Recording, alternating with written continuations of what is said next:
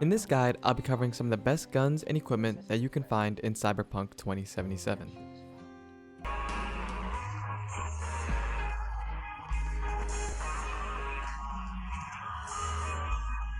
The first item on this list are the gold-tipped steel boots, which is one of the earliest legendary items that you can get. The boots are in Kabuki, well within Watson, and you can get them during the prologue missions by going over to the Ripper Dock in the Kabuki area. It'll be easier if you track the Ripper Dock next to the Kennedy North fast travel point, come down the stairs, and on the left side you'll find an elevator. Take that to the 3rd floor, and behind the vendor you'll see some legendary boots. Make sure to make a manual save before you loot the item. This way we can help to dictate what stats we see on the item. For myself, I didn't really like the armor stats that I saw, so I kept loading back into the save profile that I made manually until I found some stats that I liked. On screen, these are the stats that I walked away with, and I just kind of chose them because it felt like it fit my playstyle a little bit better. Next, we have a legendary chest piece that could be either 15% crit chance or a 30% crit damage stat. Additionally, with the 15% crit chance shirt, you'll also receive an additional 15% crit chance legendary mod attached to the shirt. Likewise, on the shirt with 30% crit damage, you receive a legendary mod with 30% crit damage, making one shirt 30% crit chance in total, or the other one 60% crit damage. Legendary chest piece will be located in Kabuki, so still within Watson, meaning you can get it very early on in your playthrough. I myself picked it up while I was still level 5, and you can get there by fast traveling to the Bellevue Overwalk fast travel point that's across from Lizzie's. Once there, head to the point where you see my character is on the map, and then walk up a couple flight of stairs, and across from the bouncer, you'll see an NPC lying face first in the ground with a legendary chest piece. Before looting him, make sure to create a manual save profile, and then, next, just pray to the RNG gods and keep loading in until you get the shirt with either 15% crit chance or a 30% crit damage stat. A gun that absolutely melts its targets both figuratively and literally, a very powerful iconic submachine gun, the Fenrir. You can find this iconic gun on the north side of Watson, but you'll have to progress the story to the point where you can at least summon your car. At that point, the quest will then become available as a side mission, though I think the name of the actual quest once you get it is called Losing My Religion. Once you complete the quest, before you leave the area, under the neon sign where the monk is, you'll be able to find the Fenrir. I found that while using the Fenrir, I did have a higher firing capacity and a greater chance to apply that burn debuff than I thought I would initially have. The recoil isn't too bad, and in the early game, it's one of the better guns that I've used. The Chaos Pistol is an iconic gun with some decent damage that you can get from the main story quest early on.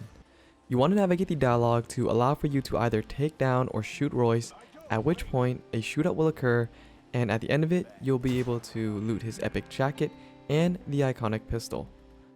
Not the weakest gun, it's also not the strongest, but definitely good enough until you make it into Act 2. The Kongou is an iconic pistol with a high rate of fire with bullets that can actually ricochet off the walls, and can be easily missed if you're not paying attention. If you're thorough enough, you may even have noticed it during the brain dance sequence at the foot of the bed. During the main story mission, The Heist, players can find this gun located on the nightstand. The Kongou is as elegant as it is deadly, and it even has some Japanese characters on the handle, which if you know what it means, feel free to let me know in the comments. I'm actually really curious myself. Before you leave the penthouse, if you don't want to miss out on an iconic sword, ignore the main exit and make your way over to the helipad. Climb all the way to the top of the stairs where you'll find some guards, make sure to take them out, and then make your way over to the aircraft. Inside the aircraft, you'll find the iconic sword, Satori. Like other iconic weapons, you can upgrade it throughout your playthrough if you so choose. Its base damage is relatively low, but the 500% crit damage works great for crit focus builds. The next item on the list are legendary Mantis blades, which you can acquire immediately following Act 1 after the heist main quest. These blades are free to obtain and requires no additional street cred to be equipped. Not only are they free, but they also have better stats than the one sold by the Ripper Docks. You can fast travel to Halsey and MLK, and then from there, if you haven't completed it already, you can mark the side job as indicated on the map. The location is right above City Center in Corporal Plaza. From the main road, walk down this alley and you'll know you're in the right location when Regina gives you a call about a cybercycle in your area. I highly advise you make a save point right before entering this room, because even at level 16, this cybercycle was one-shotting me. Past the doorway, you'll see the box against the garage door with an exclamation point. Quickly loot all the items including the mantis blades and then book it out of there. Now you have some of the best cyberware in the game, and it even has this really cool lunge feature when holding R2. Just make sure not to practice it on the NCPD. Oh, these are cops! Oh shit. Okay, well, without getting too much into spoilers, make sure that following the heist quest, when asked to make a choice by Delamain, be sure to choose any of the first two options. If you choose the third one, then the iconic gun that I'm about to show you will not be available in this next location. At the start of Act 2, Mama Wells will contact you for a job called Heroes. If you missed a call, make sure to give her a call back because at the end of the job, she actually has some pretty cool iconic guns for you to have.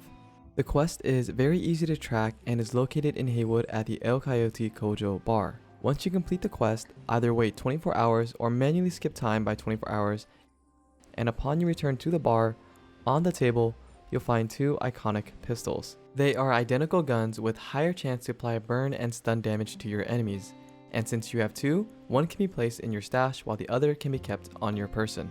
This next item is the legendary crafting recipe for the Ashura Sniper located in Kabuki at the start of Act 2. The gig is called Small Man, Big Evil and can be easily accessed by fast traveling to the Bellevue Overwalk fast travel point. Once you're near the area, Regina will give you a call updating the job, and from here, you want to go inside this alley and climb all the way up to the top of the stairs. Take care of all the enemies at the top, and once you finish, make a left, and as you go straight, you will find a room containing the crafting recipe for this legendary smart sniper. I almost didn't notice it the first time I was here, but you can find it directly on the table right next to the memory shard. I personally haven't been able to craft this item yet just because I was missing some of the mats, but I am excited for when I do get the mats because this gun looks pretty cool. This next iconic weapon is probably the strongest gun that I've found so far and maybe even in the game, and it's also the easiest to get as well. At the end of Act 2, fast travel over to the shooting range located in Haywood. There will be a side job near the road that you can mark similar to what you see on screen. From the fast travel point, follow your minimap to the quest location until you reach the fence. Hop the fence, and next to the corpse, you'll find Skippy, arguably the best pistol in the game. Be careful when choosing between pacifist or killer mode in the dialogue options with Skippy when you first pick him up. That's because according to Cyberpunk 2077 wiki, after having 50 kills or maims in puppy loving pacifist mode, the gun will ask you a question. Answering killing is wrong will result in the gun staying in the pacifist mode, while answering I don't know or refusing to answer, which requires 8 cool points I think, will result in it changing to stone cold killer mode. Additionally, after some time, Skippy will ask you to return to its owner. Doing so removes Skippy from the player's inventory, so if you want to keep him, you can refuse it. However, if you do, he will be upset and then his dialogue will become replaced with bad user. So if you want to prevent that from happening, be sure to agree to return him, but just don't complete the quest. Skippy is a tech weapon with smart aiming, but that doesn't necessarily work if you don't have the smart link, which you can usually buy from Ripper Docs for 9,000 eddies. In the footage that you're seeing here, it's me trying to use Skippy without the smart link, and honestly, it kinda sucked. Even at close range, without the smart link, Skippy was literally all over the place, so this next hidden item will be a bonus item for anyone interested in obtaining a free smart link. In Act 2, Wakata will contact you as soon as you pass the border for Japantown. At least that's what she did for me. She'll contact you offering to give you a reward for the very first job that you did in the game where you saved that woman in the bathtub. This is a quest that you'll want to do immediately as soon as it's offered by her, because at the end of it, she'll direct you to a Ripper Doc that will offer you a free smart link in the form of a tattoo cyberware piece for your hand. Not only is it actually kind of cool that it's in the form of a tattoo, it's much cooler because it's free, saving you those 9,000 eddies.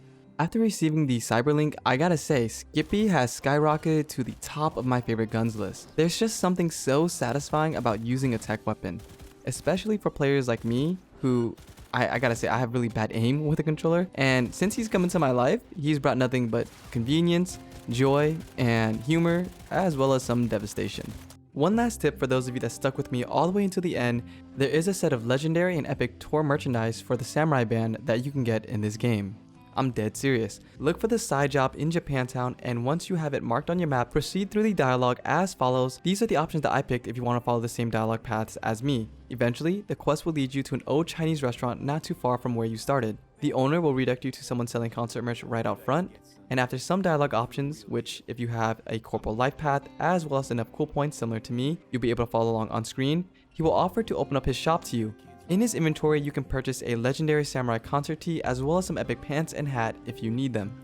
The ensemble really helps to bring together that samurai fanboy look. Thanks so much for stopping by, and for those of you that stayed with me until the end, that's gonna be a wrap for this video. How many of these items were you able to find on your own, and how many of these were brand new? Feel free to let me know in the comments below, and if you haven't already, make sure to like and subscribe and click on that bell to keep up to date with all things Cyberpunk 2077 related. Until next time, best wishes, and I'll catch you all in the next one. I'm not deaf! Understood. Hearing within norm. Possible issue, low IQ. Reducing speech rate by 33%. My name is Skippy.